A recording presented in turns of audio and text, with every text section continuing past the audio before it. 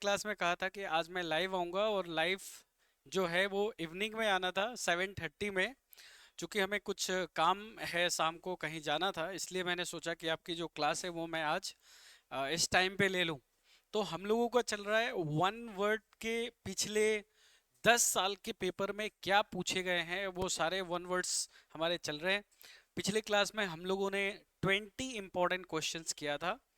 चाहे आप एसएससी के लिए पढ़ रहे हो, चाहे आप डिफेंस में सीडीएस, एफकेट या किसी भी कॉम्पिटिटिव एग्जाम्स की अगर आप तैयारी कर रहे हैं मेरे दोस्तों, चाहे आप एलडीसी देने वाले हो या सीईटी देने वाले हैं, सभी एग्जाम्स के लिए ये जो वन वर्ड मैं आपको करा रहा हूँ ये काफी इंपॉर्टेंट है। तो आपका काम क्या है मेरे भाई? आपका काम ये है कि सबसे पहले कंटेंट को ध्यान से सुनिए, देखिए, और अगर आपको लगता है कि ये क्वेश्चंस इंपॉर्टेंट है तो आप उसका एक नोटबुक तैयार करिए, उसे लिखते हुए चलिएगा। तो friend, let's start your class without wasting your time.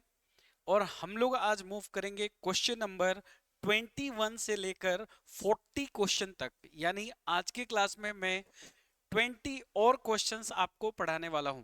तो यदि जो भी स्टूडेंट्स मेरे लाइव आ गए हैं वो एक बार लिख दीजिए कमेंट में।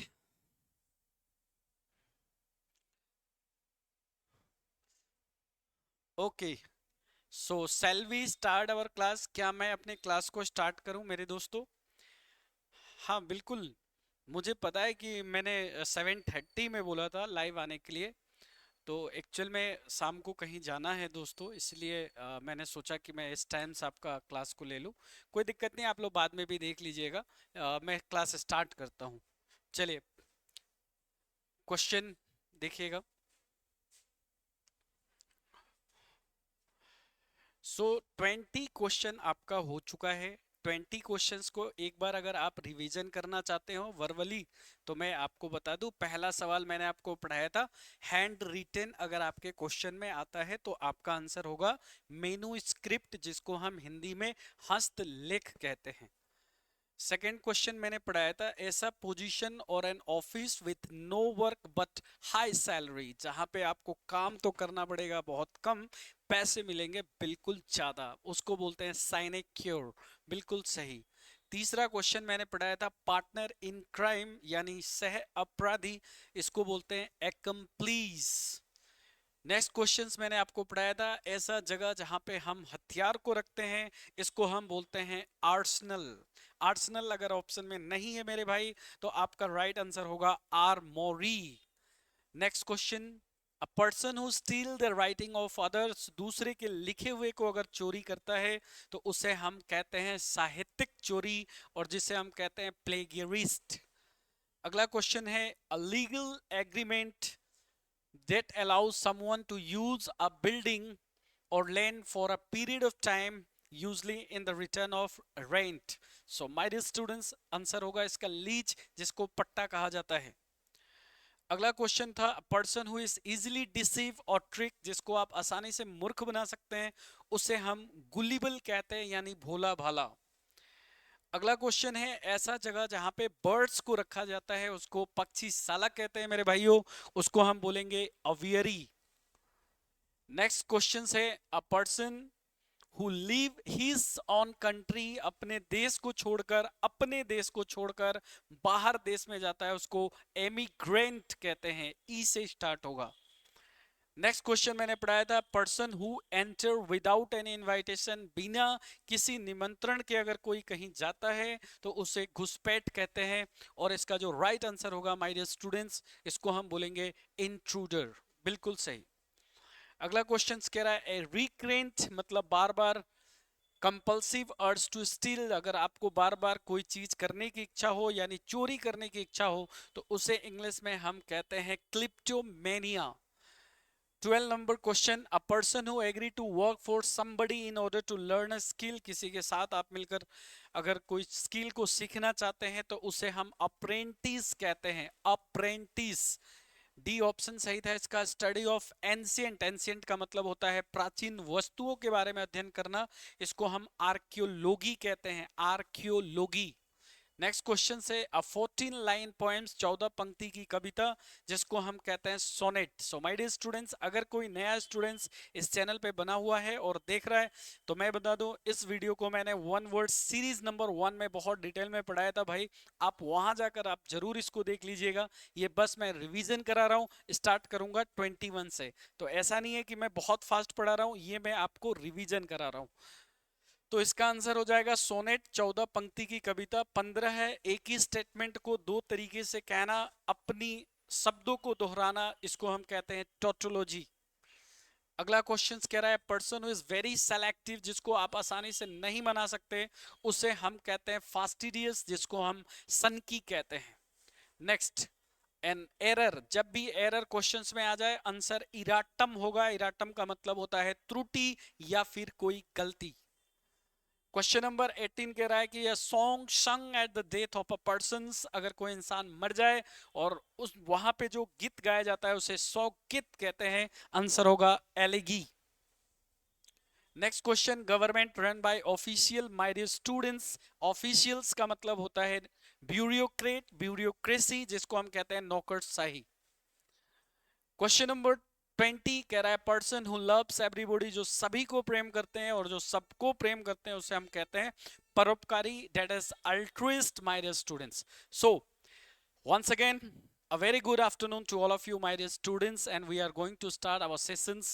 And today जो हमारा सेशन है वो है वन वर्ड्स का series number 2. So are you ready? If yes, then let's continue the session. So my dear students, cameraman जल्दी से पहला क्वेश्चन यानी क्वेश्चन नंबर 21 को फोकस कराया जाए। So my dear students, question number 21 आपके स्क्रीन पे आ चुका है। सो कितने लोग लाइव है थोड़ा देख लेता हूं मैं, मुझे कुछ दिखाई नहीं दे रहा है यहाँ पे कितने लोग लाइव हैं। जो भी हैं वो मुझे बता दें कि इसका आंसर क्या होगा। What will be the answer of this questions. चलिए, इससे पता चल जाएगा मुझे कि कितने लोग लाइव देख रहे हैं। Priyanka Meena, good afternoon sir. A very good afternoon to you Priyanka. बहुत कैसे हैं आप बता दीजिए। सब लोग मस्त होंगे, व्यस्त होंगे अपने घर में, खाना वाना आप लोग खा लिए होंगे, और नहीं तो खाने वाले होंगे शायद मेरे हिसाब से। तो खाते खाते मोबाइल को स्टार्ट कर लीजिए और देखते रहिए, और लगे तो कमेंट भी जरूर करिए। सो फ्रेंड, कह रहा है स्मॉल विलेज, स्मॉल का मतलब होता है छोटा विलेज, और अ ग्रुप ऑफ हाउस, जहां पे कुछ घर होते हैं। जैसे आप गांव वगैरह में जाएंगे तो जहां पे कुछ घर आपको मिलेंगे, उसे हम इंग्लिश में क्या कहते हैं? उस कुछ घर से एक पूरा गांव बन जाता है, उसे इंग्लिश में हैमलेट कहा जाता है। नोट डाउन करिएगा, हैमलेट। हैमलेट का हिंदी में अर्थ होता है पूर्वा। क्या कहते हैं इसे? पूर्वा कहते हैं।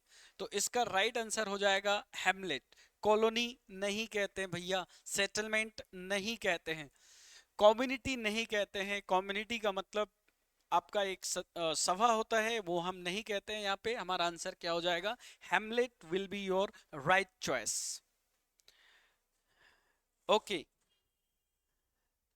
21 का हैमलेट। चलो, प्रियंका ने आंसर बता दिया है कि सर 21 जो आप पूछ रहे हैं इसका आंसर होगा हैमलेट। मजा आ गया। मैं मूव करता हूं अगले क्वेश्चंस की तरफ। अगला क्वेश्चंस आप पढ़िए। कह रहा है a part of a word, मतलब कोई भी शब्द, a part of a word that can be pronounce separately, जिसको आप अलग अलग करके बोल सकते हैं, जिसे हम हिंदी में संधि विच्छेद कहते हैं, जिस चीज को आप अलग करके बोल सकते हैं। शब्दांश जिसे कहा जाता है, शब्दांश। इनमें से आपका कौन सा राइट आंसर होगा, ये आपसे पूछा जा रहा है। Yes, what will be your right answer of this particular questions? इस क्वेश्चंस के सही आंसर क्या होंगे? तो इसमें देखिए कितने वर्ड्स दिए गए हैं। लेटर दिया गया है, लेटर का मतलब अक्षर होता है। सो इसका जो राइट आंसर होगा वो होगा आपका सिलेबल। सिलेबल का मतलब होता है शब्दांश, या आप इसे कहें संधि विच्छेद करना, किसी शब्द को अलग अलग करके बोलना, दैट इज कॉल्ड सिलेबल।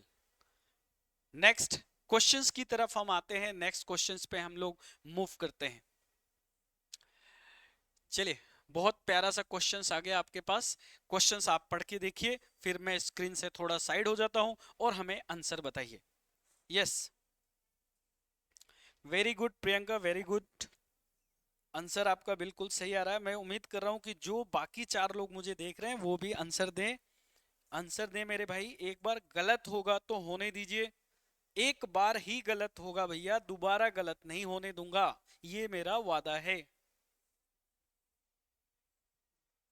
चलिए, इसमें देखिए, अगर आपसे बोल रहा है फैलिन, क्या बोल रहा है भाई, फैलिन, तो इसमें लिख सीखने वाली चीज है। फैलिन अगर बोल रहा है तो आपको याद रखना है कि फैलिन आंसर तब होता जब क्वेश्चन केट से रिलेटेड आता। केट यानी बिल्ली से रिलेटेड क्वेश्चंस आए तो उसे हम बोलते हैं फैलिन।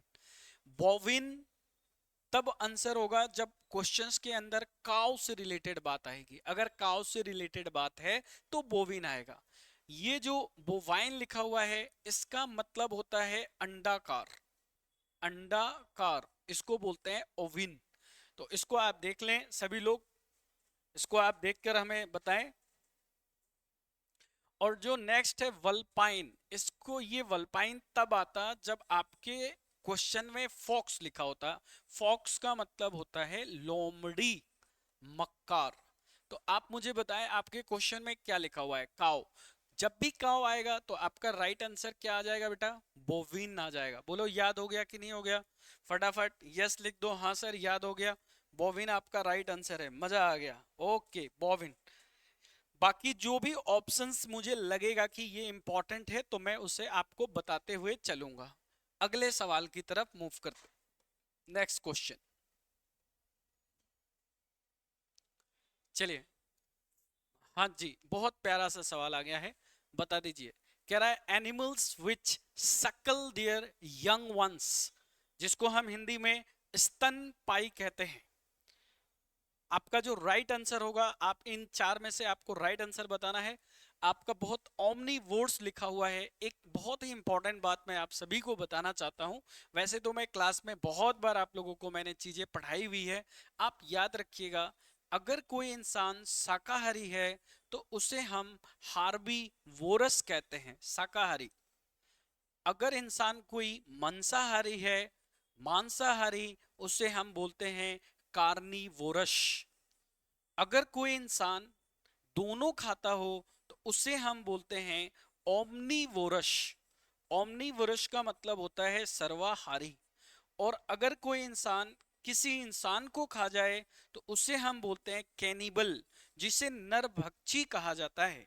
एक बार मैं दोबारा रिपीट कर देता हूं। हार्बीवर्स शाकाहारी, कार्निवर्स मांसाहारी, ओमनीवर्स सर्वाहारी, कैनिबल नरभक्षी।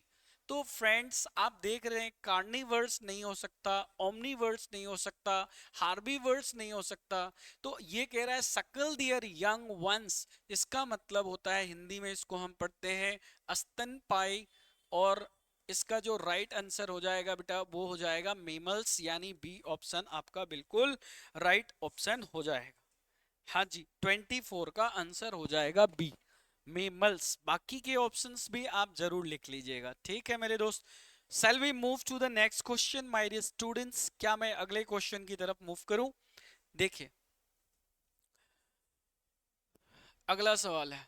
चलिए, और बताइए घर पे सभी लोग कुशल मंगल, सब लोग बढ़िया से हैं? मम्मी पापा सभी को मेरे तरफ से नमस्कार कहना मेरे दोस्तों, मेरे साथियों।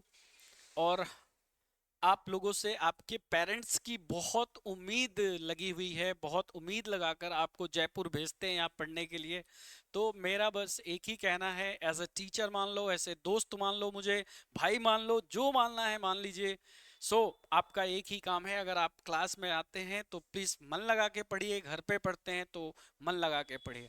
और बातें करेंगे आपसे, पहले इस क्वेश्चंस को देख लेते हैं। कह रहा है कि ए ड्रग, ड्रग आ गया। याद रखना, जब भी ड्रग्स की बात करता है, ड्रग्स की बात करता है, और other substance that induces sleep, जिसको लेने से तुम्हें नींद आती हो मेरे भाई। ऐसा हमें लेना ही क्यों है जिससे हमें नींद आए? भगवान ने हमें जगने के लिए भेजा है, कुछ करने के लिए भेजा है यार। मैं भी चाहता तो अभी घर बैठ के आराम से एसी चालू करके, कूलर चालू करके, अरे कूलर नहीं है तो पंखे चालू करके सो जाता भैया। यहाँ आके मुझे लाइव क्लास देने की क्या जरूरत है? मैं आपके लिए मेहनत कर रहा हूँ, आप अपने पेरेंट्स के लिए मेहनत करिए। आप इस क्वेश्चंस का राइट आंसर होगा sedative. Sedative will be your right answer. क्या आंसर हो जाएगा? सीडेटिव। बिल्कुल सही, सीडेटिव आपका राइट आंसर हो जाएगा। चलिए नेक्स्ट क्वेश्चंस की तरफ मूव करते हैं हम लोग, अगले क्वेश्चंस की तरफ चलते हैं। अगला क्वेश्चंस क्या है आपका? देखिए नेक्स्ट क्वेश्चन,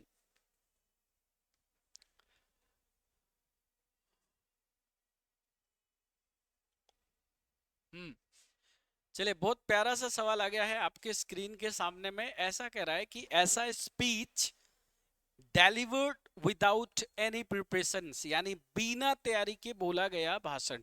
बिना तैयारी के अगर हम किसी भाषण को कहते हैं तो उसे हम क्या कहते हैं? A speech delivered without any preparation. So this is a slide typing mistake my dear, preparation लिखा हुआ है, इसे इंग्लिश में हम कहते हैं एक्सटेम्पर। हिंदी यहां लिख लीजिएगा, इसको बोलते हैं बिना तैयारी के बोला गया भाषण। लेकिन एक चीज और मैं आपको बताना चाहता हूं, एक होता है वर्ड जिसको हम बोलते हैं मैडन स्पीच। मैडन स्पीच क्या मतलब होता है भैया मैडन स्पीच का? मैडन स्पीच का मतलब होता है ऐसा भाषण जो पहली बार बोला गया हो। The speech made for the first time. Note down कर लीजिएगा यहीं पर इसी क्वेश्चंस में, ताकि आपको दिक्कत नहीं आए। जो बिना तैयारी का बोला गया है एक्सटेम्पर, जो पहली बार बोला गया है उसे बोलते हैं maiden speech my dear students. Shall we move to the next questions? क्या हम अगले क्वेश्चंस की तरफ मूव करें? ओके, अगले सवाल की तरफ मूव करते हैं। चलिए क्वेश्चन नंबर 27 पे आ गए। बहुत आसान सवाल है, मैंने अभी अभी आपको पढ़ाया था बेटा। एनिमल्स ऐसा जानवर दैट जो कि ईट फ्लैश। फ्लैश का मतलब होता है भैया मांस, जो मांस खाते हैं। तो मांस जो खाता है उसे मांसाहारी कहते हैं। आंसर क्या हो जाएगा बेटा? कार्निवर्स आंसर हो जाएगा। तो बहुत आसान सवाल था। एसएससी प्री में, एमटीएस में, 10+2 के अंदर, एलडीसी में, सीटी में, कई सारे एग्जाम्स में ये क्वेश्चंस को पूछे गए। चलिए बहुत आसान सवाल है। नेक्स्ट क्वेश्चन की तरफ देखिए, कह रहा है a person who drive, a person who drive, not drive it's drives, S लगा दीजिएगा। सुनिएगा ध्यान से, कह रहा है कि ये लिखा हुआ है हु का मतलब यहाँ पे हिंदी में बोलते हैं जो, और इस हु के पहले पर्सन जो लिखा गया है ये सिंगुलर है। अगर ये सिंगुलर है तो आगे जो वर्ब आएगा इससे भी सिंगुलर होना पड़ेगा। इसलिए आपका जो राइट आंसर होगा यहाँ पे ड्राइव्स होगा। क्या हो जाएगा? Drives my dear students. A person who drives क्या? Our motor car. जो हमारे मोटर कार को चलाता है उसके लिए एक वर्ड आता है और उससे हम बोलते हैं चौफर। बिल्कुल सही सुना आपने, चौफर कहते हैं उसे, ना कि ड्राइवर या कंडक्टर नहीं कहते हैं भाई, चौफर कहा जाता है। अगले सवाल की तरफ चलते हैं, नेक्स्ट क्वेश्चन। चलिए ये बड़ा प्यारा सवाल है भैया। कह रहा है an allowance made to a wife by her husband when they are legally separated। कानूनी तौर पे अगर कोई पत्नी अगर अपने पति से या पति अपने पत्नी से दूर हटता है यानी तलाक लेता है, तो तलाक के पश्चात जो रकम दिया जाता है उसको उसको क्या कहते हैं इंग्लिश में? वही ये क्वेश्चन आपसे पूछ रहा है। सबसे पहले तो तलाक लेना ही क्यों, पहली बात ये।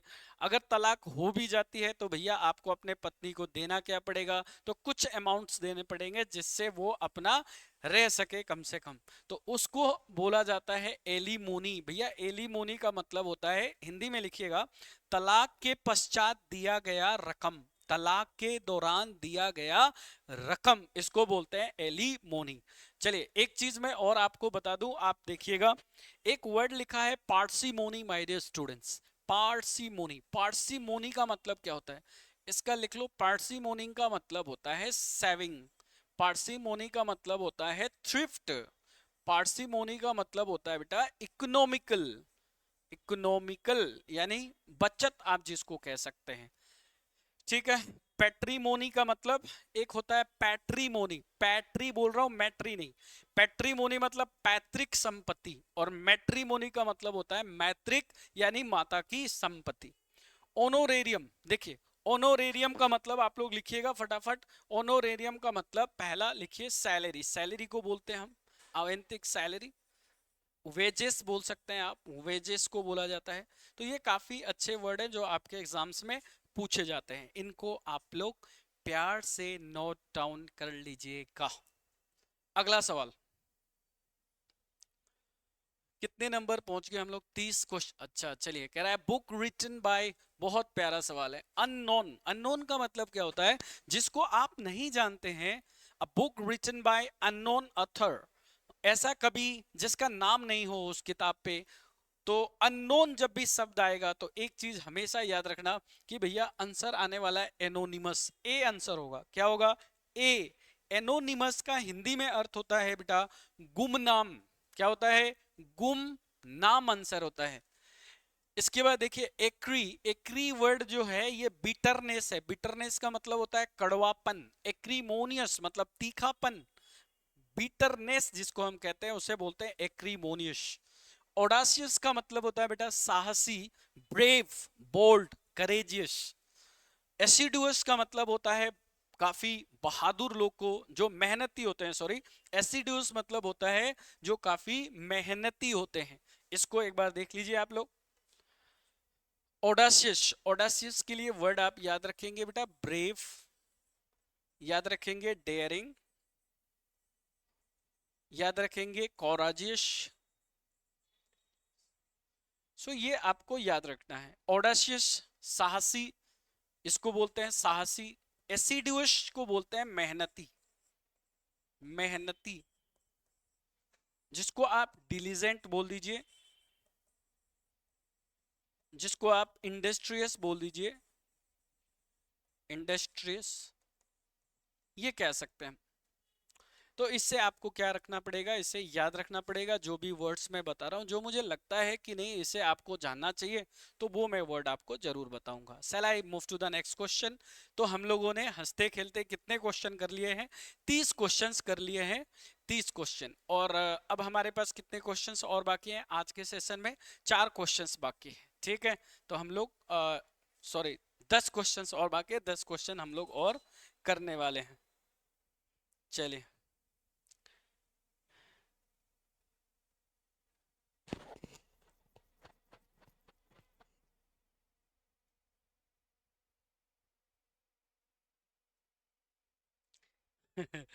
नरेंद्र कह रहे हैं सर आप कमेंट ही नहीं देखते। I am really sorry for that my dear student.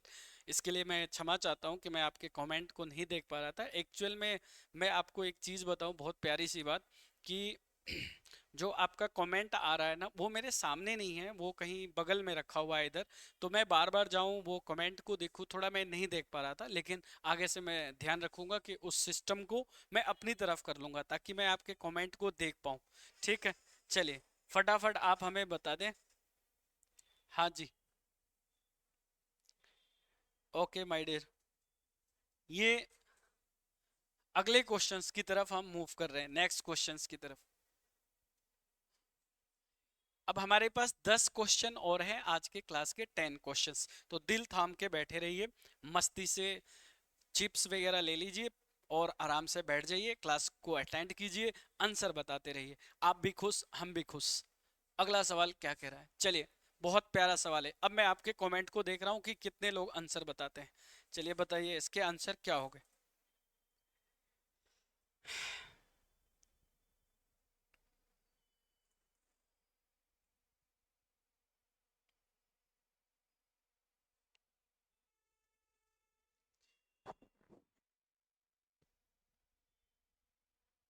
चलिए आंसर बताइए, इसके आंसर क्या होंगे माय डियर स्टूडेंट्स। क्वेश्चन मैं पढ़ के सुना देता हूँ क्या कह रहा है। कह रहा है कि an event that cause great harm और डैमेज, है ना। An event that causes great harm, harm मतलब क्या होता है बेटा? क्षति होता है। हार्म मतलब क्षति पहुंचाना, आपदा जिसको आप कहते हैं। इसका जो राइट आंसर होगा, हाँ जी, राइट आंसर क्या होगा? हाँ, प्रियंका ने आंसर दे दिया है कि सर राइट आंसर जो होगा वो होगा डिजास्टर। बिल्कुल आपने सही आंसर दिया है, इसका डिजास्टर आपका राइट आंसर हो जाएगा। पेन, पेन का मतलब क्या होता है थोड़ा बताइए। पेन एक वर्ड होता है, पेन बेटा एक वर्ड होता है पेंस। पेंस मतलब होता है किसी चीज को प्रयास करना, प्रयास। पेन का मतलब होता है दुख, पीड़ा, दर्द। डिजास्टर मतलब होता है आपदा, आपदा। प्रॉब्लम आप समझते हो। रिलीफ का मतलब रिलीफ होता है, जिससे आपको अगर कोई मान लो कहीं पेन मिल रहा है, पेन से रिलीफ हुआ तो उसको अपन रिलीफ कह सकते हैं। सो आपने सही आंसर बताया है। और हम लोगों के पास 9 क्वेश्चंस रिमेनिंग है, तो मूव करते हैं हम लोग अगले क्वेश्चंस की तरफ। और ये क्वेश्चन मैंने लास्ट क्लास के अंदर भी पढ़ाया था। आंसर आप बता दीजिए फटाफट, मैं देख रहा हूँ आपके कमेंट को, आपके कमेंट को मैं पढ़ रहा हूँ, फटाफट आंसर बता दीजिए।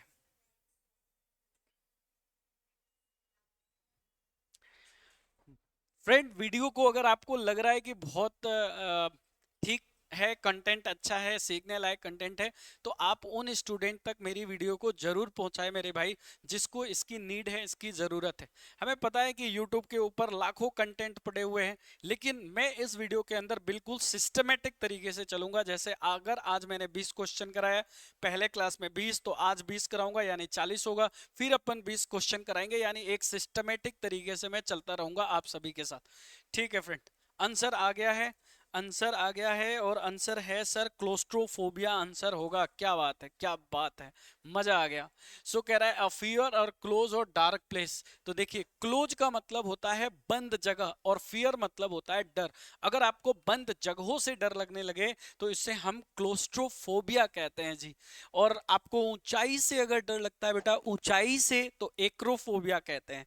और अगर आपको अजनबियों से या विदेशियों से डर लगे तो उसे हम क्या कहेंगे बता दीजिए, जेनोफोबिया कहेंगे। और अगर आपको आग से डर लगे, आग, पायरो का मतलब आग होता है, तो उसे हम कहते हैं क्या, पायरोफोबिया।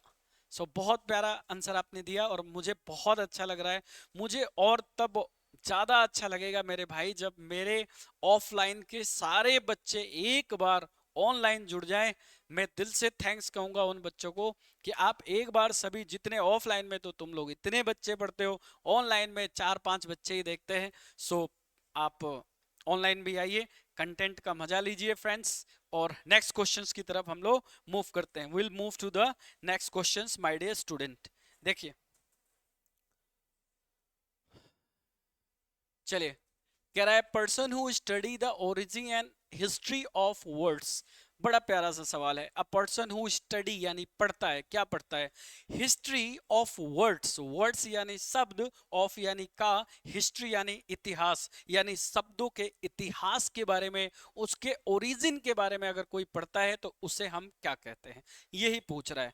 तो भैया एक चीज हमेशा याद रख लेना, इसका राइट आंसर क्या हो जाएगा। जैसे पोलीग्लोट है, पोलीग्लोट का मतलब क्या होता है, पोलीग्लोट मतलब होता है बहुभाषी, मतलब जो एक से ज्यादा लैंग्वेज जानता है, बोलता है, जिसे हम लिंग्विस्ट कहते हैं, उसे हम बोलते हैं पोलीग्लोट। लेकिन यहाँ पे क्वेश्चंस में आपसे क्या पूछ रहा है, a person who study the origin and history of words. तो जब भी हिस्ट्री ऑफ वर्ड्स की बात करेगा तो आप याद रखिएगा, इसका राइट आंसर हो जाएगा एटिमोलॉजिस्ट। क्या होगा बेटा, एटिमोलॉजिस्ट इसका राइट आंसर हो जाएगा। Then your option will be D, D आपका राइट आंसर आ गया।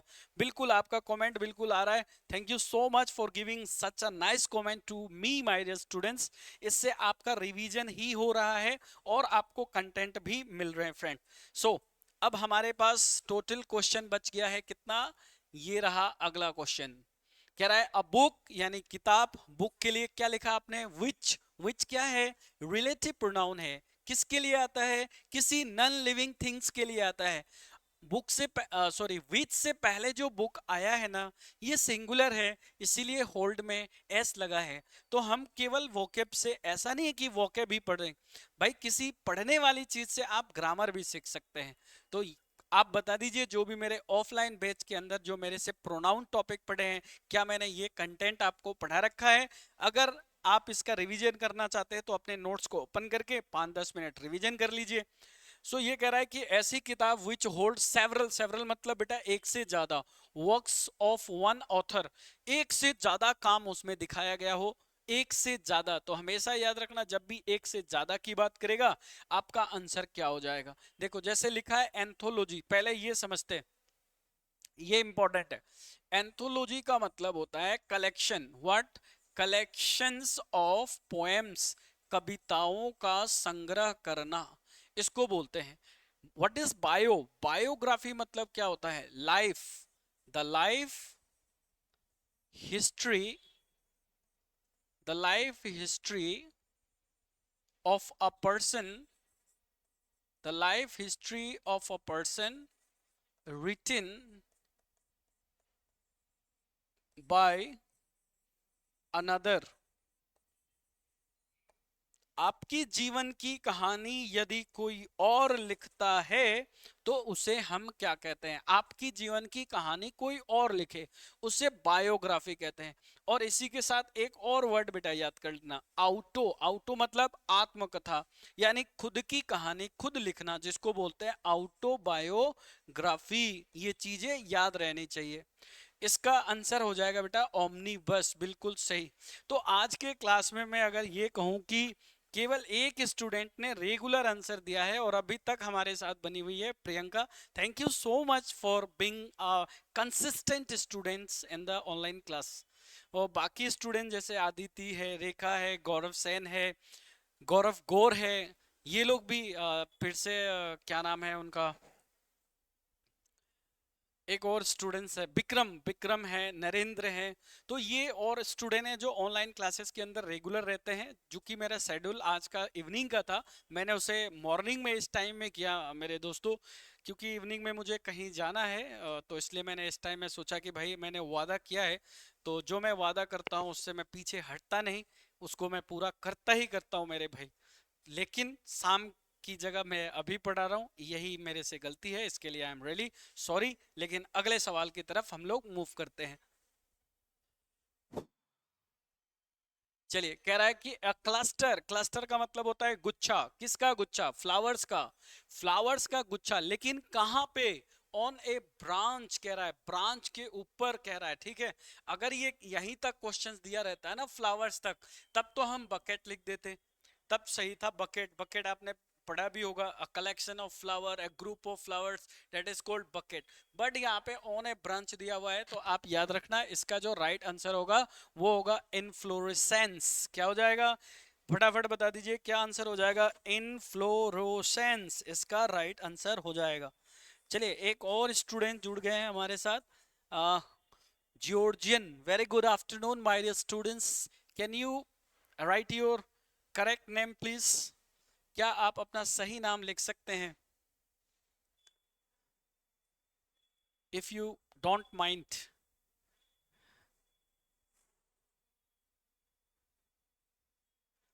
ओके, 35 का बी बता रहे हैं। हाँ प्रियंका, आप बिल्कुल सही बता रही हैं, 35 का बी आंसर होगा। बिल्कुल सही आंसर आपने दिया है, इनफ्लोरोसेंस आपका राइट आंसर दिया गया है इसमें, है ना? बहुत सही, इनफ्लोरोसेंस। चलिए, अब हम लोगों का सेशन लगभग लगभग एंड पे हम लोग आ चुके हैं। अभी हम लोगों के पास 5 क्वेश्चंस और बाकी हैं। देखिए, कह रहा है person who is greatly respected because of wisdom. A person who is greatly respected, ऐसा इंसान जिसको आप बहुत ही आदर करते हैं। क्यों आदर करते हैं? उसके बुद्धि के लिए, उसके ज्ञान के लिए। अगर आप उसको आदर करते हैं, सम्मान करते हैं, तो वैसे इंसान को आप इंग्लिश में क्या कहते हैं? So you have the 4 options in front of you, my dear students. I want all of you to try the questions and give the correct answer of the given questions.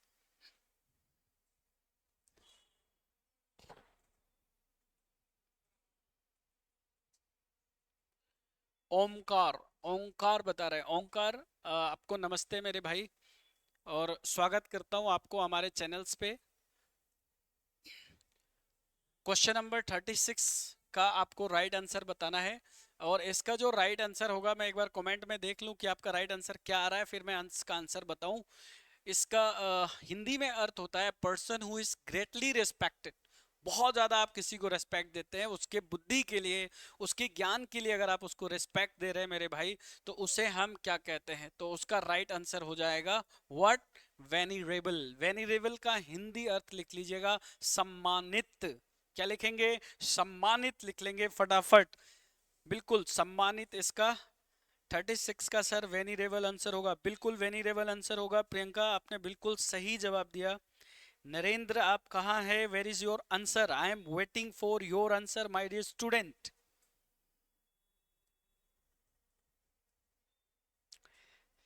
चलिए, will move to the next question and question number 37.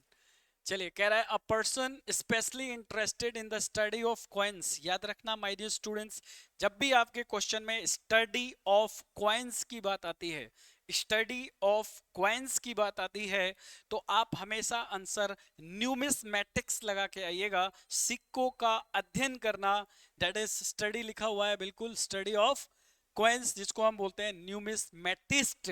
Option C is the right answer of the given questions my dear student. Numismatics आपका बिल्कुल right answer हो जाएगा. चलिए 38 फटाफट बताइए. ए doctor चिकित्सक who यानी जो, स्पेशलाइज यानी विशेषज्ञ, in disease of the nose जो नाकों के विशेषज्ञ होते हैं. जैसे अगर मैं बोलूं स्किन डिजीज के स्पेशलिस्ट को हम डर्माटोलॉजिस्ट कहते हैं, वैसे ही बच्चों के जो स्पेशलिस्ट होते हैं उसे पेडिट्रिशियन कहते हैं. ठीक वैसे ही इस ई वाले जो क्वेश्चंस लिखा गया है यानी नोज के जो स्पेशलिस्ट है इसे क्या कहते हैं, ये आपको बताना है. यस, फटाफट बता दीजिए. What will be your right answer my dear students? Get ready to give the answer. Your answer will be what? Rhinologist. बोलिएगा मेरे साथ, rhinologist. केवल लिखना इनफ नहीं है आज के टाइम में, reading is very very important. मैं अपने बच्चों को कभी नहीं बोलूंगा कि आप न्यूज़पेपर से शुरुआत करिए. आप क्लास 6, क्लास 7, क्लास 8, क्लास 9 के इंग्लिश बुक पढ़ना चालू करें. जैसे जैसे आपका इंटरेस्ट डेवलप होता है my dear students, start reading the newspaper. पहला दिन से अगर मैं आपको कहूं कि आप न्यूज़पेपर पढ़िएगा, you will get totally confused. So please don't get confused and start reading a book every day for at least 10 to 15 minutes. 10 से 15 मिनट आप किताब जरूर पढ़ें, क्योंकि आजकल के जो इंग्लिश के पेपर आ रहे हैं वो रीडिंग पे ज्यादा बेस्ट क्वेश्चंस पूछे जा रहे हैं. सो मेरा आपसे यही निवेदन है, रिक्वेस्ट है एज अ टीचर कि आप छोटी छोटी चीजों को पढ़ना चालू करें पहले. Next questions. A doctor who specializes in the disease of the nose that is called rhinologist, my dear students. अगला सवाल यानी नेक्स्ट 39 कह रहा है man who knows a lot about things like food, music and art. ऐसा इंसान जो food, music and art के बारे में अच्छे खासी जानकारी रखता है उसे हम हिंदी में पारखी कहते हैं. इंग्लिश में क्या कहते हैं आप बताइए. I am waiting for your answer.